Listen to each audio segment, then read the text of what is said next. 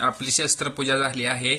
तर आपण सगळं आपल्या ज्या घरातील वस्तू आहेत, दुकानातील वस्तू आहेत, ते आपण आज पूजन करायचं असतं.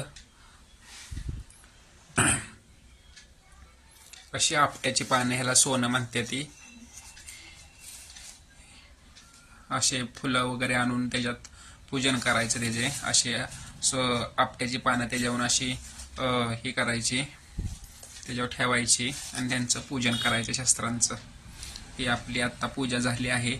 तर आपण अशा प्रकारे सगळं पूजन केलं आहे. सगळं कात्री सामानं वगैरे सगळं आपण पूजलं आहे. हातोडा वगैरे सगळं बघा पूजून आपण घेतलं आहे. तर ह्या दिवशी म्हणतात की पांडवांनी आपले सगळे धनुष्य वगैरे सगळं ह्याच्या खाली लपवलेलं होतं. जेव्हा त्यांना अज्ञातवास झालता त्यावेळी त्यांनी आपले धनुष्य, गदा वगैरे सगळ्यांनी आपले एका झाडाखाली, म्हणजे ह्या आपट्याच्या झाडाखाली सगळे त्यांनी लपवलेलं होतं. शमीचं झाड, शमीचं पण झाड म्हणतात ना याला. तर पहा कसं केलं आहे मस्तपैकी.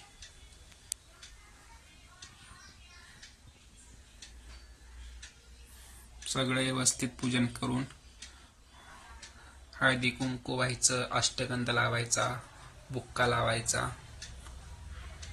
आज दसरा आहे तर आज सगळ्यांना सोनं वाटायचं. म्हणजे खरं सोनं नाही, हे सोनं वाटायचं सगळ्यांना. सगळ्यांना सोनं वाटते ती.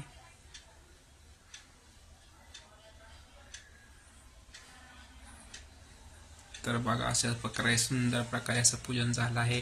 तुम्ही पण केलं असेल, तुम्ही पण करून घ्या असं.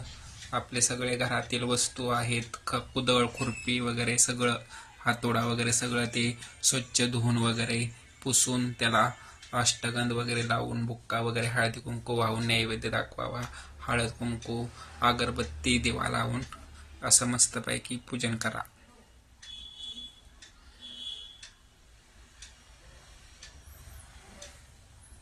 बघा कसं पूजन केलं आहे.